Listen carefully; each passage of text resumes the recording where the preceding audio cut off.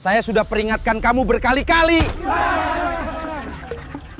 Ampun Pak, jangan ditendang gerobak saya. Assalamualaikum teman-teman semuanya. Siang itu, di bawah terik matahari yang bikin kepala berdenyut, seorang penjual gorengan tua berdiri gemetar di samping gerobaknya yang hampir terbalik karena ditendang sepatu dinas. Di depannya, seorang polisi berseragam lengkap menunjuk-nunjuk wajahnya sambil membentak keras, seolah lelaki tua itu penjahat besar yang harus dipermalukan di depan orang sekampung. Warga cuma bisa menonton dari jauh, tidak ada yang berani mendekat. Tapi, beberapa detik kemudian, dari ujung jalan sempit itu, muncul seorang pria berkaus lusuh yang sejak tadi dia memperhatikan. Tatapannya tajam, langkahnya tenang, dan saat polisi itu hampir menampar si penjual, pria itu akhirnya bicara satu kalimat yang langsung bikin suasana berubah dingin. Polisi itu belum tahu, orang yang dibentaknya sejak tadi bukan pedagang biasa, dan pria berkaus lusuh yang berdiri di belakang kerumunan itu juga bukan orang sembarangan. Ternyata, sebelum kita mulai cerita ini, tuliskan dulu di kolom komentar, dari kota mana kalian menonton cerita ini, dan jangan lupa untuk like dan subscribe channel ini. Yang sudah subscribe, like, dan komen, semoga dimudahkan segala urusannya, dilapangkan rezekinya, disehatkan badannya, dan dikabulkan semua hajat dunia akhirat oleh Allah. Amin ya Rabbal Alamin. Sekarang, mari kita mulai ceritanya. Hari itu, suasana Pasar Karangjati, pinggiran kota kecil di Jawa Tengah, sudah ramai sejak pukul 9 pagi. Pedagang sayur berteriak menawarkan dagangan, ibu-ibu menawar cabai, dan bau ikan asin bercampur dengan aroma gorengan dari sebuah gerobak sederhana milik Pak Rahmat. Lelaki berusia hampir 60 tahun itu sudah belasan tahun jualan di pojok pasar, tempat yang tidak terlalu strategis, tapi cukup membuatnya bisa bertahan hidup bersama anak perempuannya. Siti bekerja serabutan, kadang membantu cuci pakaian di rumah orang, kadang jualan minuman saat ada acara kampung. Siti selalu meminta bapaknya berhenti jualan kalau cuaca terlalu panas. Tapi Pak Rahmat hanya tersenyum dan bilang, "Kalau bapak berhenti, besok kita makan apa?" Kalimat itu sederhana, tapi membuat Siti tiap malam diam-diam menangis di dapur. Beberapa minggu terakhir, suasana pasar memang berubah. Ada isu penertiban pedagang liar. Katanya akan ada penataan ulang, katanya demi ketertiban, katanya supaya jalan pasar tidak macet. Masalahnya, yang sering kena justru pedagang kecil yang tidak punya backing. Yang punya kios besar, yang bangun lapak sampai makan badan jalan, tetap aman. Warga mulai paham, aturan kadang tajam ke bawah dan tumpul ke atas. Nama polisi yang paling sering disebut pedagang adalah Brigadir Dimas. Usianya masih sekitar 35 tahun, tubuh tegap, kumis tipis, suara keras. Ia terkenal galak saat patroli pasar. Banyak pedagang takut bukan karena aturannya, tapi karena cara bicara. Sedikit salah, bentak. Sedikit lambat, ancam. Dan kalau sedang emosi, ia seperti lupa bahwa orang yang dihadapinya cuma rakyat kecil yang lagi berjuang cari makan. Pagi itu, Pak Rahmat baru saja menuang adonan bakwan ke wajan saat sebuah motor dinas berhenti mendadak di depan gerobaknya. Debu beterbangan. Beberapa orang langsung melirik. Tanpa salam, tanpa basa-basi, Brigadir Dimas turun, menendang kaki gerobak sampai oleng, lalu berkata, "Sudah saya bilang, jangan jualan di sini lagi. Kamu tuli ya?" Pak Rahmat kaget, tangannya gemetar sampai penjepit gorengan jatuh ke tanah. "Maaf Pak, saya cuma geser sedikit ke sini karena yang sana dipakai bongkar sayur," katanya pelan. Tapi Dimas tidak peduli. Ia malah makin keras bicara, seolah sedang menginterogasi pelaku kejahatan. "Alasan terus, kamu ini sengaja melawan petugas ya? Mau saya angkut gerobakmu?" Kerumunan mulai terbentuk. Ada yang pura-pura pilih tomat sambil melirik, ada yang berdiri di balik tiang, ada yang langsung menjauh karena takut ikut kena. Di pasar seperti itu, semua orang tahu satu hal. Kalau petugas sedang marah, lebih aman diam. Tidak ada yang mau dianggap ikut campur. Tidak ada yang mau nanti didatangi ke rumah. Pak Rahmat mencoba menjelaskan, tapi setiap ia bicara, Dimas memotong. Setiap ia menunduk, Dimas malah menganggap itu bentuk perlawanan diam-diam. Udara panas siang itu terasa makin menekan. Keringat mengalir dari pelipis Pak Rahmat, bukan hanya karena kompor minyak di sampingnya, tapi karena rasa malu yang pelan-pelan membakar dadanya di hadapan banyak orang. Tidak jauh dari sana, seorang pria berkaus abu-abu dan topi lusuh berdiri sambil memegang kantong plastik berisi sayur. Ia tampak seperti pembeli biasa. Wajahnya tenang, tapi matanya sejak tadi tidak lepas dari kejadian itu. Tak ada yang tahu, pria itu bukan warga setempat. Ia baru datang pagi itu, dan sejak pertama melihat Pak Rahmat dibentak Dimas, rahangnya langsung mengeras. Nama pria berkaus lusuh itu adalah Arga. Badannya tidak terlalu besar, kulitnya gelap terbakar matahari, dan ia membawa motor bebek tua yang diparkir di bawah pohon sengon dekat warung es. Di mata orang pasar, Arga hanya tampak seperti lelaki biasa yang pulang kampung. Tapi sikap berdirinya terlalu tegak, tatapannya terlalu awas, dan cara ia mengamati sekitar menunjukkan bahwa ia terbiasa menghadapi tekanan. Arga sebenarnya datang ke Karangjati untuk menengok bibinya yang sakit.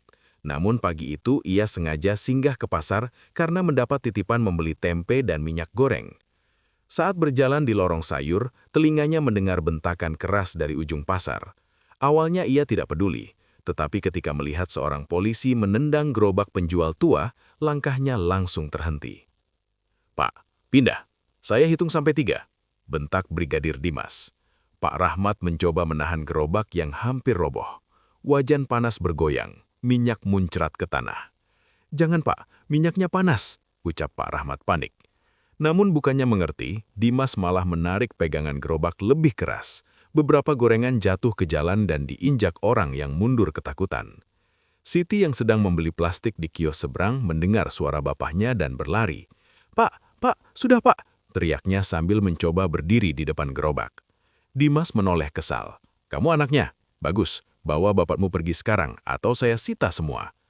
Siti memohon dengan suara bergetar. "Kami pindah Pak, kasih waktu sebentar." Tapi permohonan itu seperti bicara ke tembok. Seorang pedagang buah sempat berbisik ke temannya. "Kasihan, itu Pak Rahmat dari dulu jualan di situ." Temannya hanya angkat bahu. "Diam saja, nanti kita yang dicatat." Ketakutan itu nyata. Di kampung kecil, nama orang cepat menyebar. Sekali diangkat membangkang petugas, urusan bisa panjang. Maka keadilan sering kalah oleh rasa takut. Arga masih diam, tapi pendengarannya mencatat setiap kata. Yang membuatnya makin curiga bukan cuma bentakan Dimas, melainkan tuduhan-tuduhan aneh yang mulai dilontarkan. "Jangan pura-pura miskin. Saya tahu kamu sering setor ke orang pasar biar bisa tetap jualan di sini. Kamu pikir saya nggak tahu permainanmu?" kata Dimas. Pak Rahmat langsung pucat. Ia tidak pernah menyetor siapapun. Tuduhan itu menyambar cepat seperti api. Beberapa warga yang tadinya iba mulai saling pandang. Fitnah memang begitu. Sekali dilempar di depan umum, jejaknya susah hilang. Pak Rahmat gagap. "Saya tidak pernah, Pak. Demi Allah, saya tidak pernah." Tapi kalimat pembelaannya kalah oleh suara Dimas yang makin meninggi. "Jangan bawa-bawa Tuhan kalau bohong." Siti menangis. Ia tahu bapaknya orang jujur. Bahkan kalau ada pembeli kelebihan kembalian 2.000, Pak Rahmat akan mengejar sampai ujung pasar untuk mengembalikan. Mendengar bapaknya disebut pembohong di depan banyak orang, dada Siti seperti diremas. "Pak, tolong jangan bicara begitu. Bapak saya bukan orang jahat," katanya. Dimas malah menunjuk wajah Siti. "Kamu jangan ngajari saya." Pada saat itulah Arga melangkah maju. Langkahnya tidak cepat, tapi mantap. Ia berhenti 2 meter dari Dimas dan berkata dengan nada datar, "Pak, cukup. Pedagang ini sudah bilang mau pindah. Tidak perlu didorong begitu." Kerumunan mendadak sunyi. Semua kepala menoleh. Tidak banyak orang berani menyela petugas di pasar itu, apalagi dengan suara setenang itu. Dimas menatap Arga dari atas ke bawah. "Kamu siapa?" tanyanya dingin. Arga menjawab singkat, "Warga." Dimas tersenyum sinis. "Kalau cuma warga, jangan sok jadi pahlawan. Urus belanjaanmu." Arga tidak bergerak. "Saya cuma bilang jangan kasar." Kalimat itu pendek, tapi cukup membuat suasana menegang. Karena untuk pertama kalinya pagi itu, ada seseorang yang berani berdiri di depan bentakan. Brigadir Dimas mendekat sampai jarak wajah mereka tinggal sejengkal. "Kamu mau menghalangi petugas?" katanya pelan, tapi penuh ancaman. Arga tetap tenang. "Saya tidak menghalangi, saya mengingatkan." Jawaban itu membuat beberapa orang menahan napas. Di pasar, kata-kata seperti itu bisa jadi awal masalah besar. Apalagi Dimas sedang ditonton banyak orang. Harga dirinya sedang tersentuh. Tanpa diduga, Dimas mendorong dada Arga 1 kali. Tidak keras, tapi cukup menunjukkan kuasa. "Pergi sebelum saya angkut juga kamu." Arga mundur setengah langkah, lalu menatap lurus. "Bapak salah sasaran." Kalimat itu membuat Dimas tertawa pendek. "Oh ya, kamu mau ceramahi saya soal tugas?" Arga tidak menjawab cepat. Ia justru melirik Pak Rahmat yang makin pucat, lalu kembali menatap Dimas. Yang tidak diketahui Dimas, Arga memang bukan warga biasa. Ia anggota TNI aktif yang sedang cuti, berpangkat sersan kepala. Tapi pagi itu, ia sengaja tidak menunjukkan identitas, karena ia ingin melihat dulu sampai sejauh mana sikap polisi itu. Dalam benaknya sederhana, kalau masih bisa diselesaikan baik-baik, tidak perlu dibuka. Tapi keadaan di lapangan justru makin buruk. Dimas kembali ke Pak Rahmat dan tiba-tiba meraih kerah bajunya. "Ngaku sekarang, siapa yang suruh kamu tetap jualan di sini?" Pak Rahmat sampai bertabuk. Siti menjerit, "Jangan, Pak!" Warga makin resah. Ada ibu-ibu yang memalingkan wajah karena tidak tega. Ada pemuda yang mengepalkan tangan, tapi tetap tidak berani melangkah. Ketidakadilan itu terjadi terang-terangan, dan semua orang dipaksa jadi saksi bisu. Arga akhirnya mengeluarkan dompet kecil dari saku belakang. Bukan untuk uang, tapi untuk kartu identitas. Ia buka pelan, lalu memperlihatkan ke Dimas. "Saya Sersan Kepala Arga Pratama. Saya sedang cuti. Lepaskan tangan Bapak dari warga itu sekarang." Suasana pasar seperti berhenti mendadak. Bahkan suara penjual ayam di ujung lorong pun terasa lenyap. Mata Dimas langsung berubah. Beberapa warga berbisik, "Tentara?" Ada yang langsung mendekat sedikit. Ada yang barusan menjauh, kini malah ingin melihat lebih jelas. Dimas melepaskan kerah Pak Rahmat, tapi egonya belum turun. "Saya tidak peduli Anda siapa, ini wilayah penertiban, jangan campur urusan saya," katanya. Arga menutup kembali identitasnya dan menjawab, "Saya campur karena saya lihat ada tindakan sewenang-wenang." Ucapan itu menusuk. Dimas merasa posisinya di depan publik mulai goyah. Ia lalu memutar arah, bukan meredah, malah mencari jalan untuk menyelamatkan diri. "Baik, kalau begitu kita buka semua. Pedagang ini sudah dilaporkan terlibat penadahan HP hilang, makanya saya periksa." Tuduhan baru itu jatuh seperti petir. Pak Rahmat terperanjat. "Astagfirullah, saya tidak tahu apa-apa soal HP, Pak." Warga mulai ribut kecil. "Penadah? Masa Pak Rahmat? Gak mungkin." Tapi fitnah yang kedua ini lebih jahat, karena kalau tadi soal melanggar tempat jualan, sekarang menyentuh pidana. Siti hampir roboh. "Pak, jangan asal tuduh. Kami orang susah, tapi kami bukan pencuri." Dimas menatap tajam. "Kalau bukan, kenapa ada laporan?" Masalahnya ia tidak pernah menunjukkan laporan apapun. Arga mulai paham bahwa Dimas sedang terpojok dan memilih menyerang lebih jauh. "Mana laporannya?" tanya Arga singkat. Dimas menjawab ketus, "Rahasia penyelidikan." Arga menggeleng pelan. "Kalau ada dugaan pidana, prosedurnya bukan begini, bukan bentak-bentak di pasar dan mempermalukan orang tanpa bukti." Kata-kata itu makin membuat banyak warga berpihak diam-diam kepada Arga. Di tengah ketegangan itu, seorang lelaki gemuk berbaju batik datang tergesa dari arah kantor pasar. Namanya Yanto, koordinator lapak yang sering mengurus pungutan kebersihan. Wajahnya panik melihat kerumunan, tapi ketika mendengar kata laporan dan penadahan, matanya justru bergerak gelisah. Arga memperhatikan itu. Ada sesuatu yang tidak beres, dan mungkin masalah ini jauh lebih dalam daripada sekedar penertiban pedagang. Yanto langsung mendekati Dimas sambil berbisik, tapi bisikannya masih sempat terdengar oleh Arga yang berdiri dekat. "Pak, jangan diperpanjang di sini," katanya. Dimas menjawab cepat, "Sudah terlanjur." Dua kalimat pendek itu cukup membuat Arga makin yakin ada permainan. Ia lalu bertanya keras, "Saudara ini siapa?" Yanto menoleh gugup, "Saya pengurus pasar." Arga mengangguk pelan, menyimpan wajah itu dalam ingatan. Pak Rahmat yang sejak tadi gemetar akhirnya duduk di bangku plastik karena lututnya lemas. Wajahnya pucat, nafasnya berat. Siti mengipasi bapaknya dengan potongan kardus. Arga jongkok sebentar dan bertanya pelan, "Pak, apa Bapak pernah ada masalah dengan pengurus pasar atau polisi ini?" Pak Rahmat ragu-ragu, lalu menjawab lirih, "Saya pernah diminta pindah kalau tidak mau setor uang tambahan. Saya bilang saya tidak sanggup." Kalimat itu membuat Siti spontan menatap. Ia seperti baru sadar bapaknya menyimpan sesuatu. "Bapak kenapa nggak bilang ke aku?" Tanya Siti. Pak Rahmat menunduk. Bapak pikir bisa selesai sendiri. Yanto langsung memotong dengan nada tinggi. Jangan fitnah, uang tambahan apa? Tapi reaksinya terlalu cepat, terlalu defensif. Warga yang mendengar mulai saling pandang. Benar juga, kenapa dia yang paling gelisah? Arga berdiri lagi. Biar jelas, kita panggil atasan dari kepolisian sektor sini, sekalian dinas pasar kalau perlu. Dimas tertawa pendek, tapi kali ini terdengar dipaksakan. Anda pikir saya takut? Arga menjawab, kalau benar seharusnya memang tidak perlu takut. Jawaban itu sederhana, namun justru membuat suasana berbalik. Orang-orang mulai melihat Dimas bukan sebagai petugas tegas, tapi sebagai orang yang sedang menginjak orang kecil. Salah satu pedagang, Bu Sulastri, akhirnya memberanikan diri bicara. Saya pernah dengar Pak Rahmat diminta bayar lebih, Pak. Dia bilang belum punya. Setelah itu, seorang tukang parkir ikut menimpali. Saya juga pernah lihat Pak Yanto marah-marah ke beliau malam hari. Kesaksian-kesaksian kecil itu muncul seperti bendungan yang jebol. Awalnya 1, lalu 2, lalu 3. Ketakutan yang tadi mengunci mulut warga mulai retak. Dimas jelas tidak menduga situasi akan berubah secepat itu.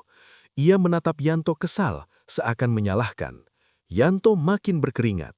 Itu bohong semua, katanya, tapi suaranya tidak lagi meyakinkan.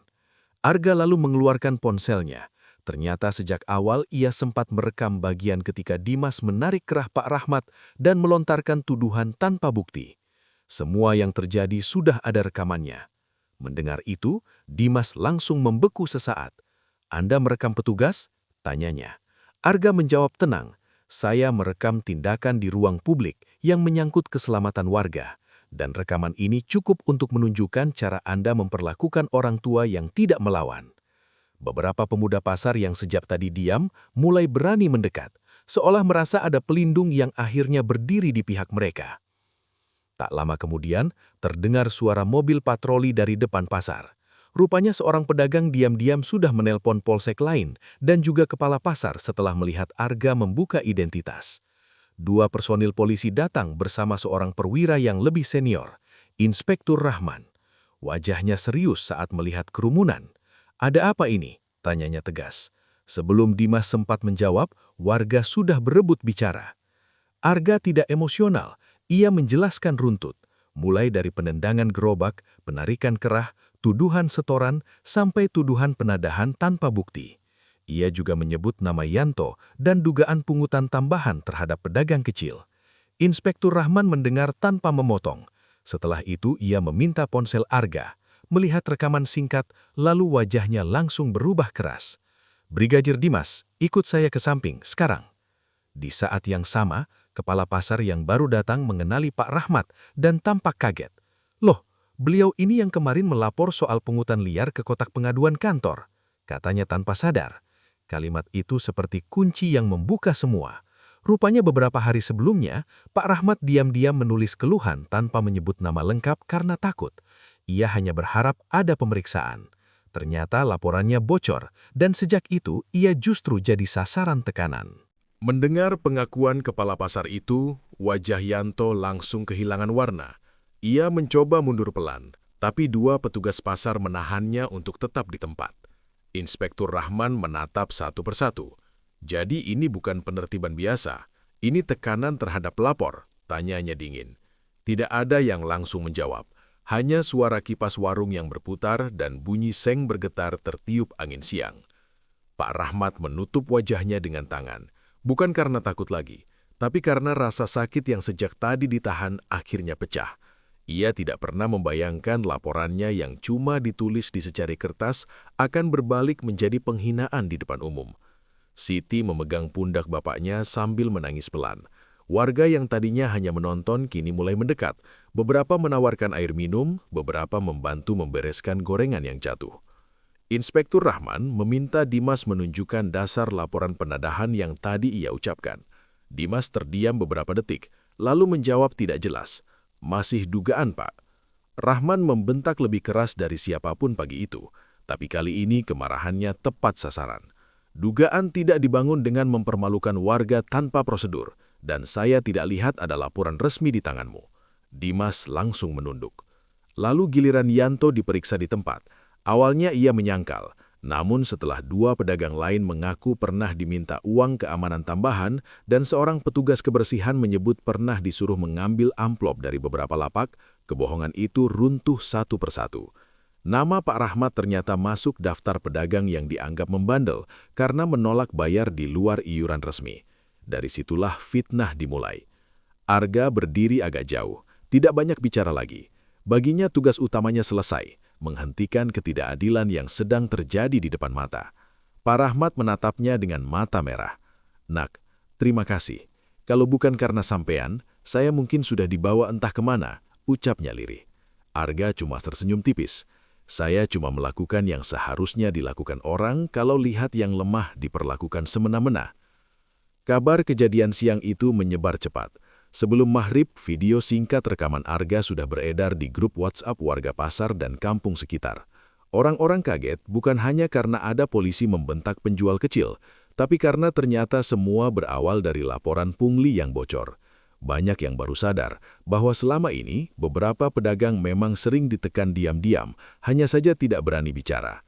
Malam harinya, hujan turun deras di Karangjati. Atap rumah Pak Rahmat berbunyi ritmis diterpa air. Di ruang tamu sempit, Siti menyeduhkan teh panas untuk Arga yang datang sebentar mengantar salinan rekaman ke keluarga.